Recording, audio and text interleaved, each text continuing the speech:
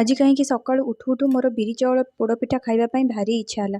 ମୁଁ ସାନକୁ କହିଲି, ସାନ ମୋ ପାଇଁ ତୁ ଟିକେ ବିରି ଚାଉଳ ପିଠା ବନେଇ ଦଉନୁ। ମୋତେ କହିଲା, କାହିଁକି? ତୋର ଯଦି ଇଚ୍ଛା ହଉଛି ତୁ ବନେଇ ଖାଉନୁ। ମୁଁ ମନେ ମନେ କହିଲି, ରହିଥା ପିଠା ହେଇସାରୁ ତାପରେ ତୋ କଥା ମୁଁ ବୁଝୁଛି। ମନରେ ରାଗ ରଖି ଗଲି ଆଉ ରାଗରେ 2 କପ୍ ବିରି 3 କପ୍ ଚାଉଳ ତାକୁ 2 ଗ୍ଲାସ୍ ପାଣିରେ 5 ଘଣ୍ଟା ପର୍ଯ୍ୟନ୍ତ ଭିଜେଇ ନେଲି। ତାପରେ ତାକୁ ଗ୍ରାଇଣ୍ଡିଙ୍ଗ କରି ଆଣି ପୁଣି 2 ରୁ 3 ଘଣ୍ଟା ରେଷ୍ଟ କରିବା ପାଇଁ ଛାଡ଼ିଦେଲି।